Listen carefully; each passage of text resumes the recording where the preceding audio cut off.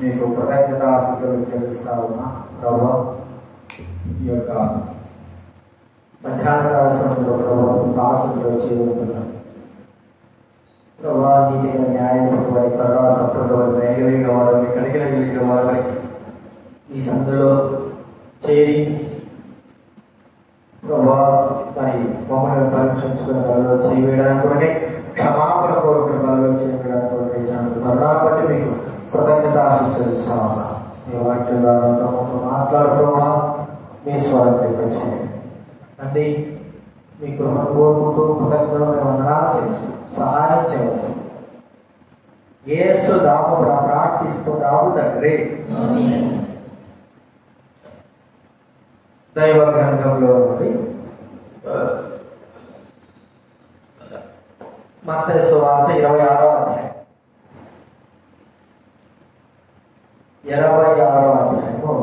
26 నుండి 30 వచనాలు మార్చి చదువుకుంటా. మత్తయి సువార్త 26వ అధ్యాయం 26వ వచనం నుంచి 30వ వచనం వరకు మనం మార్చి చదువుకుందాం. దైవ చదువుకుంటా. 26 నుంచి 30వ వచనం. వారు భోజనము చేయించుండగా యేసు ఒక రొట్టె పట్టుకొని దాన్ని ఆశ్రయించి వారు తెచ్చి తన శిష్యులకు ఇచ్చి, మీరు తీసుకుని తిరుడి ఇది నా శరీరం అని చెప్పారు. 20 చదవండి.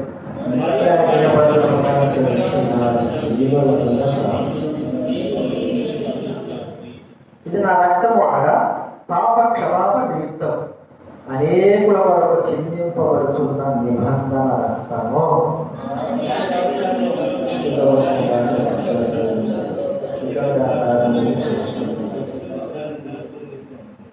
అతను వారు కీర్తన పాడి ఒలీవల కొండకు వెళ్ళి అలాగే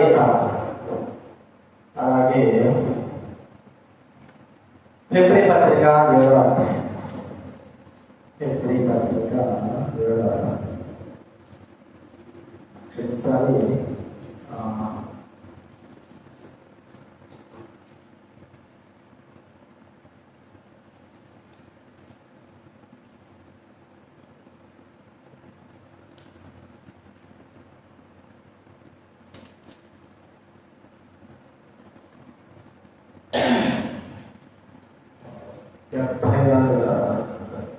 ఆదికాండం 14:18 చదువుకుంటా. ఆదికాండం 14:18. క్షమించాలి. ఫిబ్రవరి పత్రిక 6వ అధ్యాయం 20వ వచనం. ఫిబ్రవరి 6:20. ఫిబ్రవరి పత్రిక 6వ అధ్యాయం 20వ వచనం. అందరం చదువుకుందాం. ఫిబ్రవరి పత్రిక 6వ అధ్యాయం 20వ వచనం అందరం చదువుతాం. నిరంతరము మెల్కీసెదెకు క్రమం చొప్పున ప్రధాన యాజకుడైన యేసు అందులోనికి మనకంటే ముందుగా మన పక్షముగా ప్రవేశించెను. ఇక్కడ చెప్పబడుతున్న మాట నిరంతరము మెల్కీసెదెకు క్రమము చొప్పున. నిరంతరం మెల్కీసెదెకు క్రమం చొప్పున. కాబట్టి 110వ కీర్తన కూడా అదే మాట మనకు చెప్పబడతా. 110వ కీర్తన 4వ వచనంలో కీర్తన గ్రంథం 110. 110వ కీర్తన 4వ వచనం. మెల్కీసెదెకు క్రమము చొప్పున నీవు నిరంతరము యాజకుడవై ఉందని యెహోవా ప్రమాణం చేసినాడు. ఆయన మాట తప్పని వాడు. మెల్కీసెదెకు క్రమము చొప్పున. ఆ మెల్కీసెదెకు ఎవరంటే మనకు తెలుసు, ప్రభువైన యేసు క్రీస్తు. ప్రభువైన యేసు క్రీస్తు వారి క్రమము చొప్పున ఉంది. మరి క్రమము అనేటువంటి మాట మనం చూస్తే యేసు ప్రభువారు అంత్య దినాల గురించి చెబుతున్న మాట అంటే అనేకుల ప్రేమ చల్లారడం ఎప్పుడండి? ఎప్పుడు? అక్రమము విస్తరించేటువంటి దినాలు. చూడండి మత్తయి సువార్త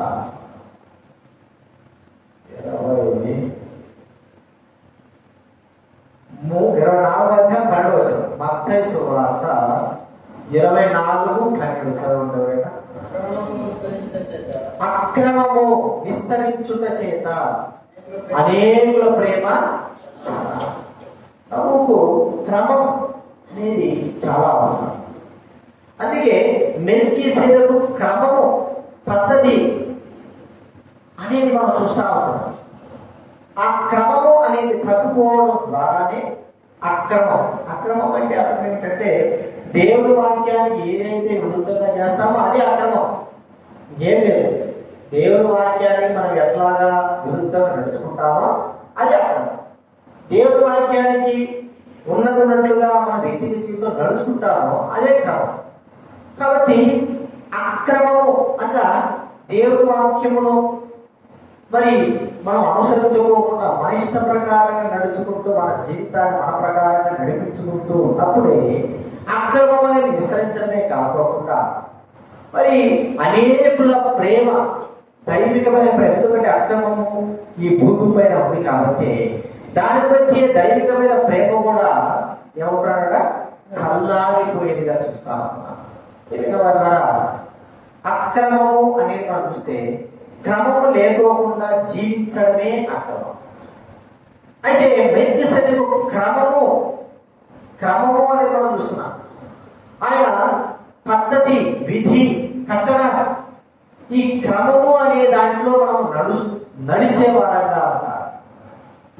చివరి దినాల్లో మనము అక్రమముగా నడుస్తాం. దేవుడి పేరు చెప్పుకుంటాం, దేవుడి మాట చెప్పుకుంటాం, దేవుడికి మరి దేవుడి పనులు చేస్తా ఉంటాం. కానీ అక్రమమైన వారంగా జీవిస్తున్నప్పుడు ప్రభు అంటున్న మాట మనకి ఇక్కడ కనపడతారు. చూడండి, ఇది అవిశ్వాసులైన వారి గురించి కాదు, విశ్వాసులైన మనము ఆయన బలలో చేయి వేయబోతున్న మనము క్రమంగా నడుస్తున్నామా లేదా అని చెప్పుకోవాలి. మత్తయి సువార్త 7వ అధ్యాయం, మత్తయి సువార్త 7వ అధ్యాయం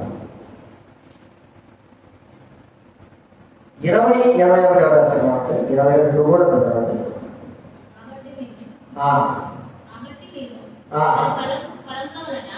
వారి ఫలముల వలన వారిని తెలుసుకుందరు. ప్రభువా ప్రభువా అని నన్ను పిలుచు ప్రతివాడును పరలోక రాజ్యంలో ప్రవేశింపడు కానీ నా తండ్రి చిత్త ప్రకారం చేయువాడే ప్రవేశించును. ఆ దినములలో అనేకులు నన్ను చూచి ప్రభువా ప్రభువా మేము నీ నామమున ప్రవచింపలేదా, వెళ్ళగొట్టలేదా, అద్భుతములు చేయలేదా అని చెప్పుదురు. అప్పుడు నేను మిమ్మల్ని ఎన్నడూ ఎరుగను. అక్రమము చేయువారారా, అక్రమము చేయువారారా. ఏమిటండి మరి వీళ్ళు విశ్వాసులు జాబితాలకు చెందినవారు ఏమంటున్నారు? ప్రభువా నీ నామమున మేము ప్రవచింపలేదా, బోధించలేదా, నీ నామమున మేము దయ్యాలు వెళ్ళగొట్టలేదా, నీ నామమున మేము అనేక అద్భుతాలు చేయలేదా, మీ నామం మేము స్మరించలేదా అంటే ప్రభు అంటున్నాడు, మీరెవరు నాకు తెలియదు. అక్రమము చేయువారుగా నా ఎదురండి అన్న ఆ మాట అనాల్సినంత అవసరంగా ప్రభువుకు ఎందుకు వచ్చింది? ఇన్ని చేశాడు కదా, ఇన్ని చేసిన ఈ వీరికి దేవుడు ఆ మాట, కఠినమైన మాట ఎందుకు చెప్తున్నాడు అంటే చెప్పగలరా? ఎందుకు చెప్తున్నాడు ఆ మాట? అక్కడే ఒక మాట, నా తండ్రి చిత్త ప్రకారము చేయువాడే. అంటే దేవుడి తండ్రి చిత్తం కాకుండా మన ఇష్ట ప్రకారంగా చేసినటువంటి విధిని బట్టియే దేవుడు అక్రమము అంటున్నాడు. దేవుడు వాక్య ప్రకారం కాకుండా మన ఇష్ట ప్రకారం. ఈ ఎలా ఉంది పరిశీలన శాస్త్రం గురించి మనం చెప్తా ఉంటే, వారు దేవుడి వాక్యం ఒక రకంగా ఉంటే వారి ఇష్ట ప్రకారంగా వారు ఏం చేసినారు? వారి విధులను వారి కట్టడలను వారు నియమించున్నారు కదా. దేవుడు అంటున్నాడు, ప్రభు అంటున్నాడు, ఏమంటున్నాడు? మీరు మీ యొక్క స్వచిత్త ప్రకారానికి, మీ విధుల ప్రకారంగా మీ కట్టడలు మీరు ఏం చేశారు? నెరవేర్చుకున్నారు. దేవుడి వాక్యాన్ని ఏం చేస్తున్నారు? నిరర్థకము చేస్తున్నారు. అదే అక్రమము. దేవుని వాక్యమును ప్రకారంగా జీవించలేకపోవడము, వాక్యమును అనుసరించలేకపోవడము. అది అనుసరించలేకపోవడం ఒకటి, ఇదే వాక్యం, ఇదే నమ్మకం, ఇదే చిత్తము, ఇదే అని మన ఇష్ట ప్రకారం నెరవేర్చుకోవడం ఒకటి. ఇదే దేవుడు చూస్తున్నది అక్రమము. పేరుకేమో మరి ఆయన నామం అద్భుతాలు చేస్తున్నారు, పేరుకేమో ఆయన నామం ప్రవచిస్తున్నారు, పేరుకేమో ఆయన నామం దయ్యాలు వెళ్ళగొడుతున్నారు. ఇన్ని చేస్తున్నారు కానీ దేవుడి చిత్తం ఏమిటి అనేది వారు తెలుసుకోలేకపోవడమే అక్రమము. దేవుడు వాక్యం ఏం జరుగుతుందో అని తెలుసుకోలేకపోవడమే అక్రమము. కాబట్టి మెల్కీసెదెకు క్రమము కలిగిన వాడు, అంటే ప్రభువైన యేసుక్రీస్తు. మనం ఆయన మార్గములలో ఆయన క్రమం కలిగినట్టుగా మార్గం నడిచేవారైతే మనము అక్రమపు మార్గములలో నడవకూడదు. మెల్కీసెదెకు యొక్క క్రమ ప్రకారంగా వాక్యానుసారంగా మన జీవితాలు ఉన్నాయా? వ్యక్తిగతంగానే పరీక్షించుకోవాలి. ఎవరో ఉంటున్నారు, వాళ్ళు ఉంటున్నారు, వీరు ఉంటున్నారు కాదు, కానీ మనము క్రమంగా మరి జీవిస్తున్నామా? వాక్యములకు విధేయులు అవుతున్నామా? వాక్యం ఎలా మనం సెలవించినప్పుడు వాక్య ప్రకారంగా మనము సెలవించిన వాక్యము మరి అది స్థిరమైనదిగా బలమైనదిగా ఉండాలి. ఏదో నీ ఇష్ట ప్రకారం, నా ఇష్ట ప్రకారం, నీ తలపుల ప్రకారం, నా తలపుల ప్రకారం ఇదే ఇదే ఇదే జీవితం, ఇదే క్రమము అనేది కాదు. క్రమము ఏమిటి? దైవ వాక్యానుసారంగా నడుచుకోవడమే క్రమం. దైవవాక్యం ఏమి చెబుతుందా అదే క్రమం. దైవవాక్యం ఏమి బోధిస్తుందా అదే క్రమం. దైవవాక్యం ఏమి మరి నడిపిస్తుందా అదే క్రమం. నీ ఇష్ట ప్రకారం, నా ఇష్ట ప్రకారంగా అనేక ప్రియమైన వాళ్ళ మనము అక్రమం అంటే మన ఇష్ట ప్రకారం చేయడం ద్వారా జరిగేటువంటి నష్టాలు మనం ఒకసారి చూస్తే మనకు 2వ సమయంలో 6వ అధ్యాయం, 2వ సమయంలో 6వ అధ్యాయం, 2వ సమయంలో 6వ అధ్యాయం చూడండి. 3వ వచనం చదవలేనా? 2వ సమయంలో 6వ అధ్యాయం. వారు దేవుడి మందసము కొత్త బండి మీద ఎక్కించి గిబియోనులో అబీనాదాబు యొక్క ఇంటిలో నుండి తీసుకొని రాగా అబీనాదాబు కుమారులకు ఉజ్జాయును అహ్యోయును ఆ కొత్త బండి తోలిది. ఇక్కడ దావీదు రాజైనాడు. రాజైన తర్వాత చేసుకున్నటువంటి మొట్టమొదటి కార్యక్రమం తెలుసు. దేవుడి మందిరం గిబియోనులో అబీనాదాబు ఇంట సుమారు 20 సంవత్సరాల వరకు కూడా అక్కడ ఉత్సవనట్టుగా అంటే అక్కడ మనము చూస్తా ఉంటున్నాం. కాబట్టి ఆ అబీనాదాబు ఇంట్లో ఉన్నటువంటి ఆ యొక్క మందిరం, ఆ యొక్క మందసము, ఆ మందసమును దావీదు ఏం చేశాడంటే రాజ్య పరిపాలన వచ్చిన వెంటనే ఆ మందసాన్ని కొత్త బండి మీద ఎక్కించేశాడు. ఎక్కించి తీసుకొస్తున్నాడు. వాయిద్యాలతో, నాట్యాలతో, మరి బలులతో ఆ యొక్క బండి సాగుతారు. దాన్ని తోలేవారు ఉజ్జా అహ్యోయును ఇతరేం చేస్తున్నారు? బండి తోలుతా ఉన్నారు. ఈ సమయంలో మనం చూస్తే 6వ అధ్యాయంలో 6వ వచనంలో ఆ బండికి ఆ ఎత్తులకు కాలు జారినట్టుగా మనం చూస్తాం. కాలు అంటే ఆ దినాలు ఎట్లున్నాయి? రోడ్లు మళ్ళాగా సామి ఉంటాయా? మట్టే కాకుండా పట్టణాల్లో రోడ్లు ఎక్కడంటే రాళ్ళు నామరాలు పెట్టి రాళ్ళు అవి పరుచుకునేవారు. ఆ దినాలు ఉండేవి రాళ్ళు. ఆ రాళ్ళతో వరుసగా పరిచేవారు. అవి ఎట్లుంటాయి? ఒకటి ఎక్కువ ఒకటి తక్కువ అంటది. బురద కాకుండా రాళ్ళు పరుచుకునేవారు. ఈ దినాలు మంచిగా వచ్చి ఆ సమయానికి ఆ ఎత్తులకి ఏమైపోయిందంటే కాలు జారగానే మా కొత్త బండి మీద ఉంటున్నటువంటి ఆ యొక్క మందసము కింద పడిపోతా ఉంది. చిన్నది, చాలా చిన్నది. బల్ల ఎంత ఆ బల్ల ఎంత ఉన్నదో అంత ఉన్నది మందసం. ఆ మందసం జారి కింద పడే సమయంలో ఉజ్జాయిని చెప్పండి చెయ్యి జాతి ఆ మందసాన్ని పట్టుకోమని అక్కడికక్కడే ఆ ఉజ్జాయి వచ్చి చనిపోయినాడు. చూడండి, మరి అది చచ్చిపోవడము ఎవరు తప్పది? దావీదు బండి మీద తీసుకొచ్చాడు, మరి బండి ఇచ్చాడు. అక్కడ దావీదు తీసుకొచ్చే ఆ యొక్క తోటి ఉజ్జ పట్టుకోవడం ద్వారా చేసిందేమో దావీదు, పట్టుకునేదేమో ఉజ్జ చేసాడు, మంచి వర్గం పట్టుకుని. కానీ అక్కడ అక్రమమైనటువంటి పద్ధతి అనేది మనము చూస్తాం. ఏమిటంటే దావీదు కొత్త బండి మీద అసలు ఎక్కించలేకూడదు కదండి. మందసాన్ని ఏం చేయాలా? అసలు బండి మీద ఎక్కడ ఎక్కించనే కూడదు. మందసాన్ని తీసుకురావాల్సిన పద్ధతి ఏంటంటే కేవలము యాజకులైన వారు కహాత వంశస్థుడు, అహరోన వంశస్థులు ఏం చేయాలంటే భుజాల మీద ఎంత దూరమైనా సరే మోసుకుంటూ పోతాడాల్సిందే. కింద పెట్టడానికి ఎంత దూరం పోతాడాల్సిందే. అది అంత అంత అంత ఉంటుంది కదా బంగారు. దాన్ని కొంతమందిని ఎక్కించాడు. చూడండి, అక్రమంగా అంటే తన సొంత ఆలోచన ప్రకారంగా చేసినటువంటి దావీదు యొక్క ఆ తప్పును బట్టి ఒక నిండు ప్రాణము పోయింది. కానీ ఆ నిండు ప్రాణం కూడా తన తప్పు కూడా ఉంది, ఉజ్జా తప్పు కూడా. ఉజ్జా ఎవరంటే చెప్పండి, యాదవుడు తెలిసి ఉండాలి. చెప్పుండాలి, అయ్యా దావీదు మహారాజా ఇలాగా తీసుకోవాల్సింది దేవుడు రాయించి పెట్టాడు. సంఖ్యాకాండం 7వ అధ్యాయం చూడండి, సంఖ్యాకాండం 7వ అధ్యాయం 9వ అధ్యాయం 9వ వచనం. సంఖ్యాకాండం 7వ అధ్యాయం 9వ వచనం. తహతీయులకి లేదు ఎలాగా పరిశుద్ధ స్థలపు సేవ వారిది కనుక తమ భుజముల మీద మోయిటే ఏంటి మందసమును మోయిటే ఆ పని వారికి నియమించలేదు. మందసము భుజాల పైన మోయవలసిన వారుగా ఉండాల్సింది. అక్రమంగా అనగా తెలిసి చేశారో తెలియజేశారో అనేది కాదు, కానీ ఖచ్చితంగా తెలిసే చేశారు. మరి ఆ సమయంలో మర్చిపోయినారేమో, ఉజ్జా మర్చిపోయినాడేమో, దావీదు మర్చిపోయినాడేమో. దావీదంటే ఒకవేళ యాదవుడు కాదు, ఏదో కొత్త రాజ్యంలో రాజుగా వచ్చాడు కాబట్టి ఎక్కించాడు బండి అన్నాడు. మరి ఉజ్జాకి ఏమైంది? ఉజ్జా కూడా ఈ తిప్పలు ఎందుకులే, భుజాల మీద పోయడం ఎందుకులే అనుకొని బండి మీద ఎక్కిస్తే నిదానంగా పోవచ్చు కదా అనుకున్నాడు.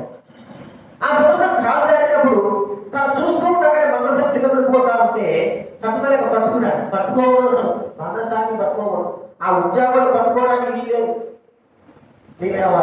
అక్కడికక్కడ మారదు. అంటే అక్రమం అన్ని తెలిసి కూడా, దైవ వాక్యం తెలిసి కూడా అక్రమ ప్రకారం నడుచుకున్న వ్యక్తుల గురించి మనం ఇక్కడ చూడగలుగుతా ఉంటున్నాం.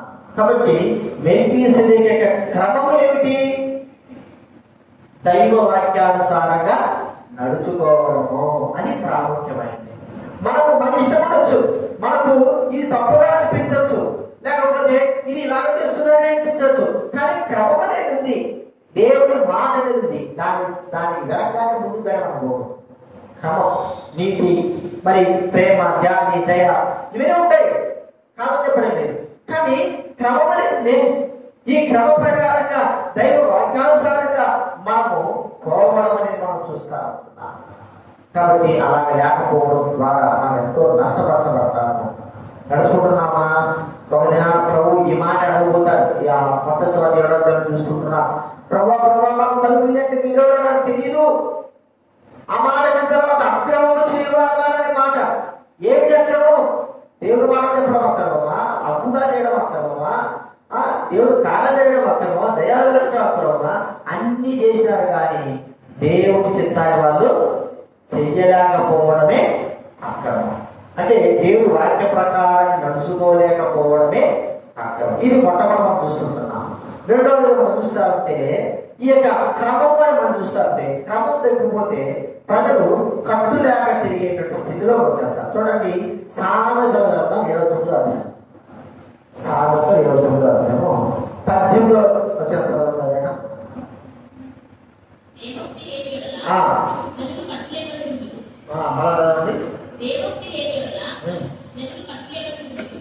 దేవోక్తి లేని ఎడల జనులు ఏం చేస్తారంటే కట్టులేక తీసుడు. ధర్మశాస్త్రంలో అనుసరించేవారు ధన్యుడు.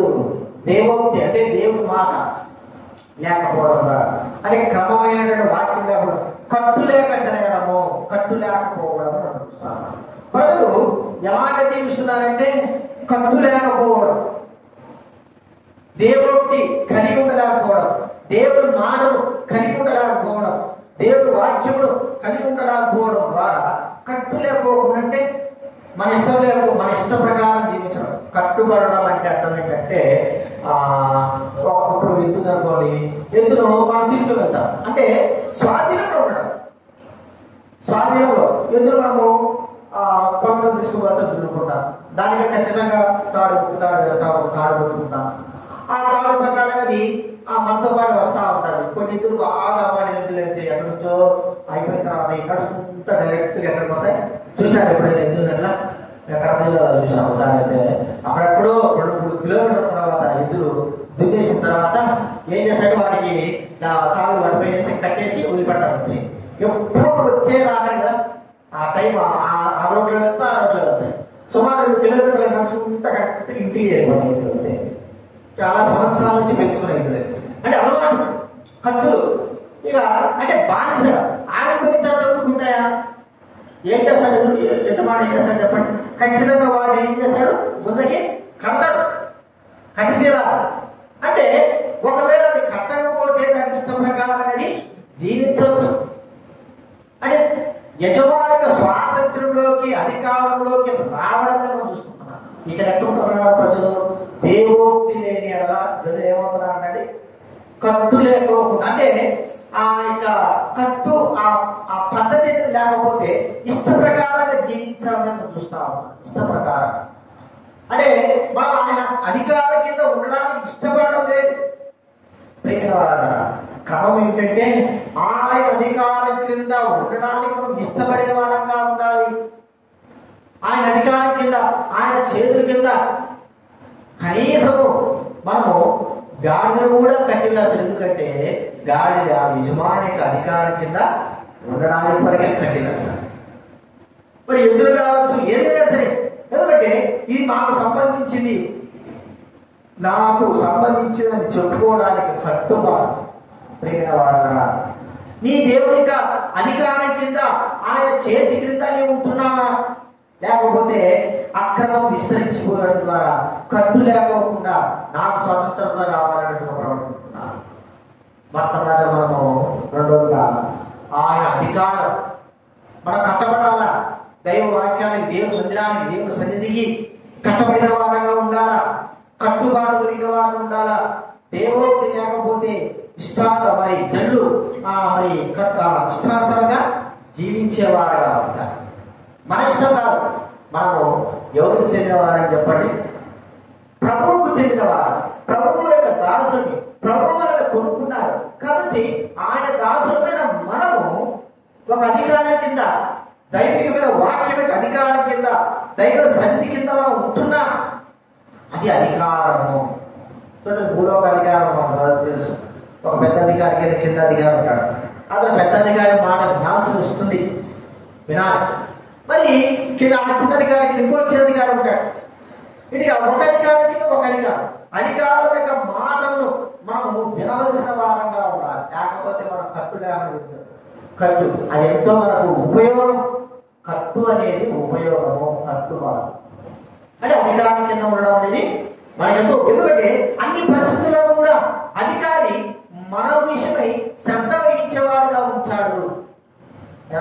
దాన్ని పోయేటట్టు ఆంబోతు చూసుకున్నాము. ఆంబోతు నేను ఎక్కడ చెప్పాలి?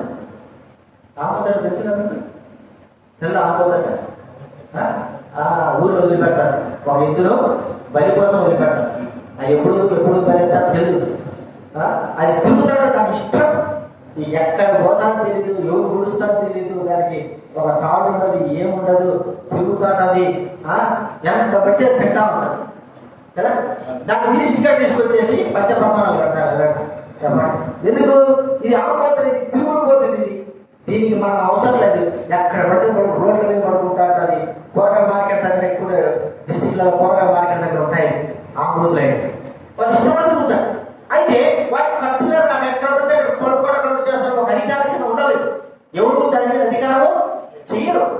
అయితే మనం పెంచుకునేటువంటి ఎదురు ఉంటాయి, గొడవలు ఉంటాయి. అవి వాటిని కట్టుతో కట్టుబెట్టుంటాం. వాటి మీద మనం అధికారం చేయడమే కాదు, కానీ వాటిని పోషించడానికి అనేకమైన మంచి బలమైన ఆహారాన్ని కూడా ఇవ్వాలి. ఎప్పుడైతే అధికారం కింద ఉంటుందో సమస్తము ఆ అధికారి చూసుకుంటాడు. దానికి అధికారి ఏం చేస్తాడు? సమస్తము చూసుకుంటాడు. మనము యేసు ప్రభు యొక్క అధికారం కింద ఉన్నామా? ఆయన కట్టు క్రింద ఉన్నామా? ఆయన చేతి క్రింద ఉన్నామా? ప్రియమైన వారు, ఆ కట్టుబాటు అలవాటు చేసుకోవాలి. కూడదోడుకో అది అలవాటు కాదు. దాని ముక్కు తాడేసి పెద్ద తాడు పెట్టి అన్నిటికీ శ్రమలకు బాగా అలవాటు, పెద్ద ఎత్తులు బాగా మంచి అనుభవం కలిగింది. అది చేస్తుంది. ఇక అది ఏం లేదు, పని చేయమంటే పని చేస్తుంది. తాడు ఇస్తే చిన్న పిల్లవాడు కూడా తాడు ఇస్తే ఏం చేస్తాను చెప్పండి? వాళ్ళతో పాటు చిన్నగా నడుచుకుంటానే కదా. ఆ సమయానికి అది ఏం చేస్తుందంటే ఒక బయలు వదిలిపెట్టామనుకో, ఒక చిన్న చెట్టుకి చిన్న మొక్క, చాలా చోట్ల చూస్తా ఉంటా, చిన్న మొక్కగా తాడు కట్టేస్తే ఏం చేస్తుంది చెప్పండి, ఆ తాడు ఎంత వరకు ఉంటుందో అంతవరకే పోతుంది, సుస్తున్నా అసలు. ఆ తాడు గట్టిగా ఉంది అనుకునేదనుకో ఆగిపోతుంది. ఓహో ఈ 10 వరకే నేను తిరగాలన్నట్టుగా చాలా సార్లు చూడండి. కట్టుబడి అధికారం క్రింద చెప్పండి, అధికారం క్రింద ఉంటున్నా, దైవికమైన అధికారం, దేవుని యొక్క వాక్యం అధికారం కింద మన జీవితాలు ఉన్నాయి. మన ఇష్ట ప్రకారం నడుచుకోవడానికి కాదు మన జీవితం, వాక్యం అధికారం కింద నడవడానికి మనకు దేవుడు అనుగ్రహిస్తున్నాడు. అంత మాత్రం కాదు, 3వ చూస్తా ఉంటే చూడండి, న్యాయక్రమం. 3వదిగా న్యాయాధిపతులు 17వ అధ్యాయం, న్యాయాధిపతులు 17వ అధ్యాయం 6వ వచనం చదవండి.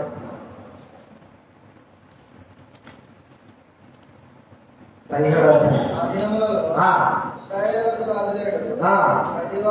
ప్రతి వాడును తన ఇష్టానుసారంగా ప్రవర్తించుతూ వచ్చను. 21వ అధ్యాయం 25వ వచనం చూడండి. 21, 25 న్యాయాధిపతులు 21, 25 చూడండి.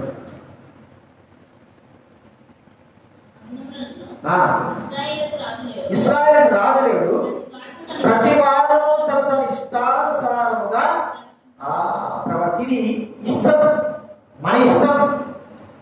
చూడండి, పిల్లలకి చిన్నతనం నుంచి వారి ఇష్టం చూపిస్తాం. ఇష్టం అది వారి ఇష్టం ప్రాముఖ్యమే.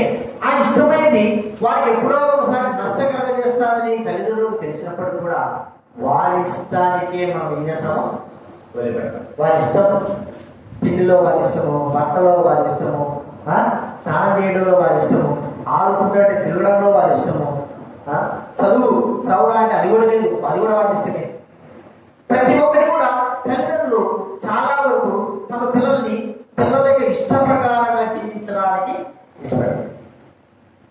ఇప్పుడు మన ఇష్ట ప్రకారంగా జీవించుకోవడానికి మనము ఎవరి బట్టి ప్రభు యొక్క దాసుడు కదా. ప్రతివాడు తన ఇష్ట ప్రకారంగా జీవించాలి కాదు, దేవుడికి ఇష్ట ప్రకారం. చూడండి మాట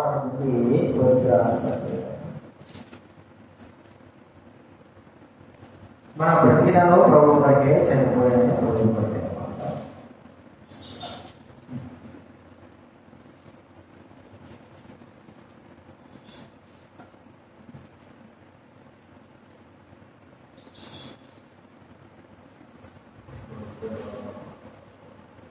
రోమరాసిన పత్రిక 14వ అధ్యాయం, రోమరాసిన పత్రిక 14వ అధ్యాయం 7వ వచనం, 8వ వచనం చదవలేక, మనలో ఎవడనో తన కోసం బ్రతకడు, మన బ్రతికినను ప్రభు కోసం బ్రతుకుతున్నాము. కాబట్టి మనము బ్రతికినను చనిపోయినను ప్రభు భారమై ఉన్నాము. ఎవరు కూడా తన కోసమే ఉండడండి. అంటే ఇష్టానుసారంగా జీవించిన జీవితాలు ఈ లోకంలో చాలా మంది ఉన్నారు. వారు తమ ఇష్ట ప్రకారంగా జీవితానికి ఇష్టపడ్డారు. దైవికమైన అధికారం కింద కావాలి, దేవుడి యొక్క వాక్యం కింద కానీ, దైవుడి యొక్క మాట కింద కానీ వారు లేక తమ ఇష్ట ప్రకారంగా అంటే అలాగ జీవించారు. సంఘాలు కూడా అలాగా ఉంటూ వచ్చాయి. అందుకే బస్సింగ్ గారు మనం చూస్తూ ఉంటే ఆయన ఎప్పుడో సహవాసం ఏర్పరిచిన తర్వాత ఒక సహవాసంలో కట్టుబడి ఉండడానికి కొరకై దేవుడు వాక్యానుసారంగా ఆయనకు మరి దర్శన రూపకంగా వాక్య ప్రకారం చూపించాడు. అందుకే మరి ఇక్కడ హెబ్రోన్ వచ్చాడు. హెబ్రోన్తో అనుసంధానంగా ఉండడానికి కొరకై అంటు కట్టబడినటువంటి సంఘాలన్నింటినీ కూడా దేవుడు ఆశీర్వదిస్తూనే ఉన్నాడు. ఆశీర్వాదం. ఇప్పుడు మనకు తెలుసు, ఒక చెట్టు ఉందనుకోండి, చెట్టు యొక్క కొమ్మ ఉంది, నాకు నేను విరిచివేయబడతాను, నేను సపరేట్ కూడా తగులుకుంటానంటే చెట్టు కొమ్మ విరిచివేయబడిన తర్వాత ఆ చెట్టు యొక్క కొమ్మ ఏమైపోతుందో నాకు తెలుసు. ఎవరుందండి ఎండిపోతుంది కదా, ఎలా వాడిపోతుంది. ఎలా ఉంటుంది, సగం కొమ్మ సగం ఎండిపోయింది, సగం ఉంది. ఆయన కూడా ఏముంటుంది, అట్టే ఉంటుందా? రోజు రోజుకి ఏమైపోతుంది, క్షీణించిపోతుంది. అదే ఒక చెట్టు అదే మీకు మనం తెలుసు మామిడి చెట్టు అనుకోండి, దానికి అడ్డు పెట్టేటువంటి ఉంటాయి విషయాలు. ఒక మామిడి మంచి పెద్ద మొక్కను యొక్క కొమ్మ తీసుకొని చిన్న మొక్కకు కొద్దిగా మనం రంధ్రం చేసి దాంట్లో ఆ చిన్న మొక్కలు పెట్టేసి బాగా పేపర్ పెట్టేస్తే ఈ కొమ్మ ఏమవుతుందంటే తన ఇష్ట ప్రకారం ఉన్న కొమ్మ ఆ యొక్క కొమ్మలో సారంలోకి వెళ్ళిపోతుంది. అప్పుడు చేదైనటువంటి లేకపోతే పుల్లగా ఉన్న మామిడి చెట్టు తీపైన మామిడి చెట్టులోకి అది రావడం మనం చూస్తాం. అంటూ కట్టబడదు. అదే మొక్క మనము 2 రోజుల తర్వాత పీకేస్తే ఏమవుతుందో చెప్పండి, చచ్చిపోతాం. అంటే అప్పుడేమిటి, ఇష్టంగా కాదు, అద్దుకొని ఉండాలా. అప్పుడే మనము మరి ఆత్మీయ అభివృద్ధి కలిగిన వారంగా ఉంటా, ఆత్మీయ జీవించిన వారంగా ఉంటా. ప్రేమ వాళ్ళరా, మనిషి ప్రకారంగా జీవించాలట. మనిషి ప్రకారం జీవించాలంటే యేసుప్రభు నమ్మకములు కావాలి. యేసుప్రభు నమ్మిన తర్వాత మనిషి ప్రకారం కాదు, మన చిత్త ప్రకారం కాదు, అజ్ఞానంగా కాదు, మరి స్వేచ్ఛగా జరగడం కాదు. ఆయనకు అడ్డుగా పట్టబడిన వారంగా, ఆయన చేతి కింద ఉన్న వారంగా మనము ఆయన యొక్క క్రమంలో నడిచే వారంగా మనము జీవించవలసిన వారు. అందుకే మెల్కీసెదెకు యొక్క క్రమం అని మనం చూస్తున్నాం. ఈ యొక్క క్రమము లేకపోవడం మరో విధానం ఏం చేస్తుందంటే వేషధారణను మనం గుర్తు చేస్తాం. చూడండి, గాంధీ పత్రిక 2వ అధ్యాయం, గాంధీ పత్రిక 2వ అధ్యాయం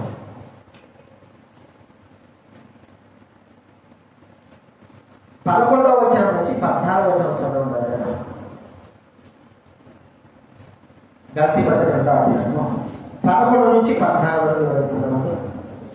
అయితే కేఫా అంత్యోదయకు వచ్చినప్పుడు తీర్చబడెను.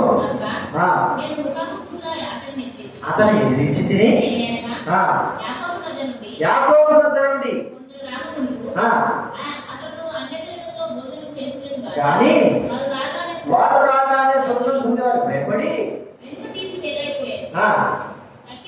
తక్కిన యూదులను అతనితో కలిసి మాయావేషం వేసుకోండి, ఇంకా మోసపోయాను. సువార్త సత్యం చొప్పున క్రమముగా నడుచుకోకపోకుండా నేను చూసినప్పుడు సువార్త సత్యం చొప్పున క్రమముగా వేషధారణమైన జీవితం. క్రమం లేకపోతే వేషధారణ. వేషధారణ జీవితం అనేది విశ్వాసంగా మనకు ఉన్నాము. వేషైన పరలోకం పోతున్నాడు. వేషధారి అనే వ్యక్తి ఎవరు పరలోకానికి వెళ్ళరు. వేష పరలోకమైన ఎవరు చెప్పండి? రాహాబు. వేషధారి పరలోకం వాళ్ళేదా ఎవరు చెప్పండి? వేషధారి పరలోకం వాళ్ళు ఇస్కరియోతు యేసుప్రభు దగ్గర ఉంది. ఏమో భక్తుల్లా యేసుప్రభుతో పాటు ఉంది. యేసుప్రభుతో పాటు ఆయన ఆ శిష్యులతో పాటు దయ్యాలు వెళ్ళగొట్టి ఎన్ని చేశాడు. కానీ చివరికి ఏమైపోయాడు? ఊరేసుకొని యేసుప్రభు అప్పగించాడు. వేషధారి. వేషధారి దేవుడు క్షమించాడు. క్రమము వేషధారితో కాదు, మరి సరైనదిలో క్రమం కలిగిన వారంగా మనం ఉండాలి. వేషధారణ జీవితంలో దేవుడికి ఇష్టం లేదు.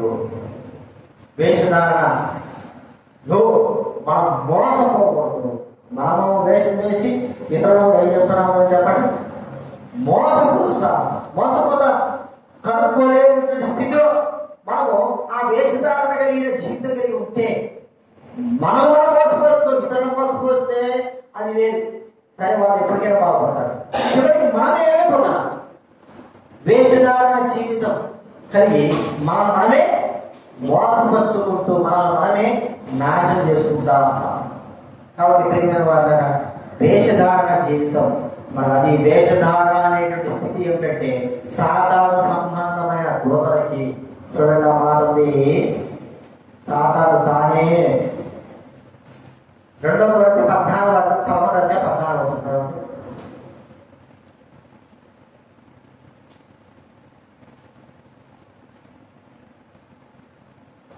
చదవండి. 2 కొరింథీ 11:14. ఇది ఆశ్చర్యం కాదు, సాతాను తానే వెలుగుదూత వేషం ధరించుకుని ఎంచుకొని ఉన్నాడు కనుక వారి పరిచారకులు నీతి పరిచారకుల వేషం ధరించుకుంటా గొప్ప సంగతి కాదు. వారి క్రియల చొప్పున వారికి అర్థము సాధారణ తానే వెలుగుతో వేషం వేసుకున్నాడు. వేషము వేషం అనేది మారుతుంది. ఉన్నట్లుగానే ఆత్మ సంబంధ జీవితంలో ఉన్నట్లుగానే ఒకవేళ మనం రంగులు కొట్టుకొని లేదా మూతి ఫేర్లో కొట్టుకొని లేకపోతే మన యొక్క ఆ ముఖాను ఆ మృత ముఖాన్ని బాగా చూసుకున్న మాత్రం కాదు. హృదయం దేవుడు ఏం చూస్తారో చెప్పండి. ఎట్లా కనపడుతుందంటే ఒకవేళ మనకు ఎవరైనా లేడీస్ అనుకో వాళ్ళు మంచిగా ముఖాన్ని రంగు వేసుకుంటారు, లేకపోతే ఫంక్షన్ పోవాలి అంత బాగా చేసుకుంటారు. ఇది ఒక్క చెమట పడింది అనుకో, చెమట వచ్చిందంటే ఏమన్నా ఉన్న దేశం అంతా కాస్త పోయి అసలైన రోజు చేస్తారు. అంటప్పుడు ఎందుకు చెప్పు ఆ వేషం ఎందుకు? దానికోసం అంత మన రూపాయలు కూడా కాదు, ఆ వేషం వేసుకోవడానికి చాలా ఖర్చు చేస్తారు. కానీ ఒక్క చెమట ద్వారా అంతా కూడా ఏమైపోతుంది నాశనం ఆ వేషం. అప్పుడు మీరు నిజస్వరూపము ఒకవేళ నువ్వు ప్రజల వైపు ఉన్నామని చెమట ద్వారా నిజస్వరూపం అప్పటికైనా తెలుస్తుంది కదా. ఉన్నటువంటి తత్వం ఉంది. బాగా దేవుడు వచ్చింది అదే ఫేసు, అదే మార్చుకోలేము చేయలేము. ఉన్నటువంటి ఏమవుతుంది? వేషం వేసుకోవాలా, వేషం చేయాలా. ఇది ఆత్మ సంపదగా కూడా చేస్తా ఉంటారు. ఆత్మీయంగా పైకేమో బాగానే ఉంటారు, ప్రయోజనం చెప్తా లోపలేమో వేషధారణ జీవితం వెలుగుతాం.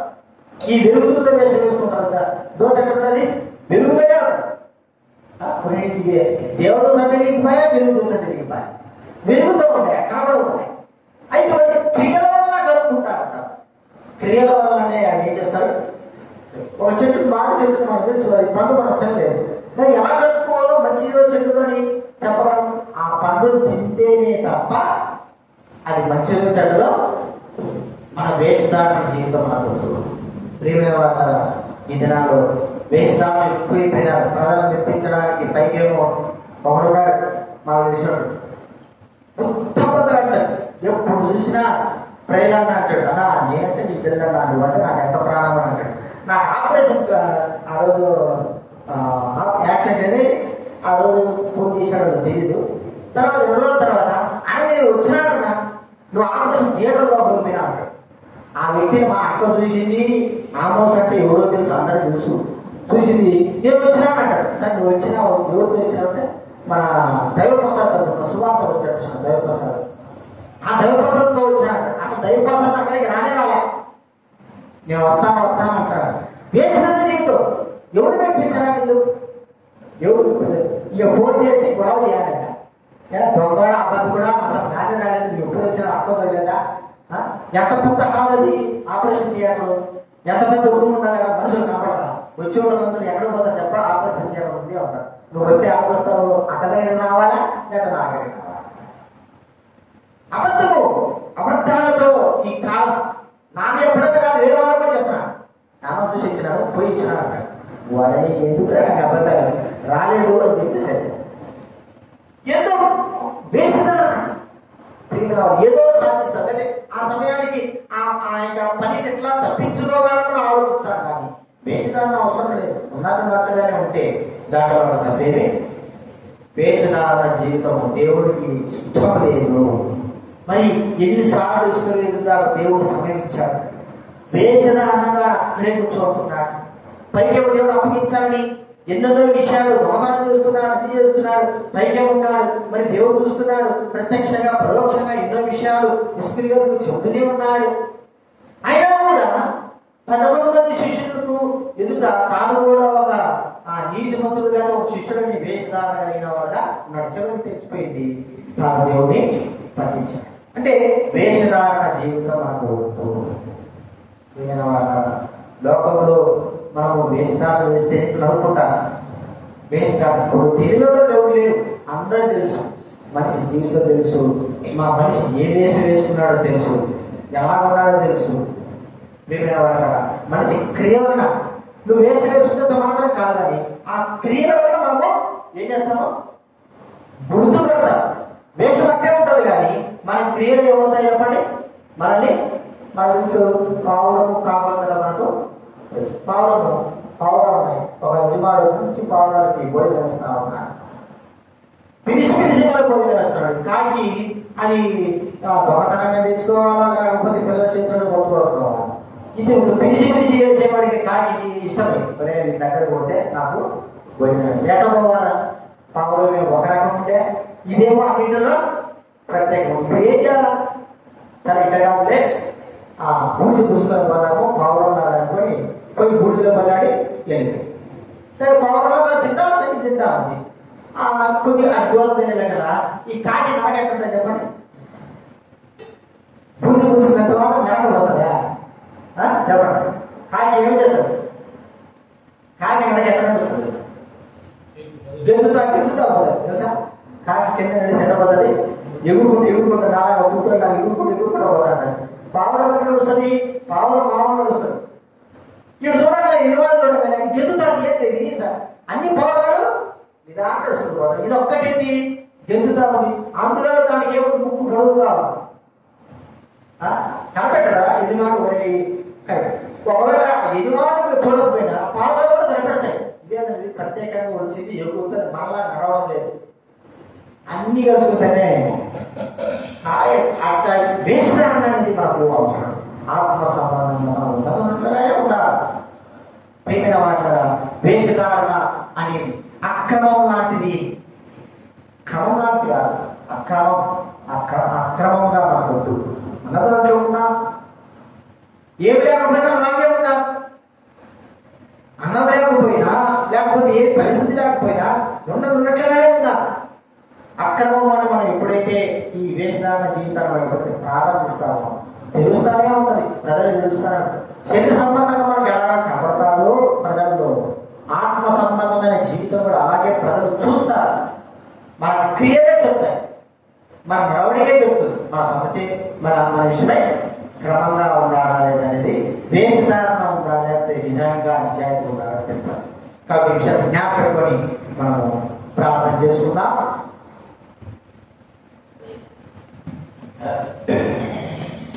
ప్రార్థన చేసుకుందాం.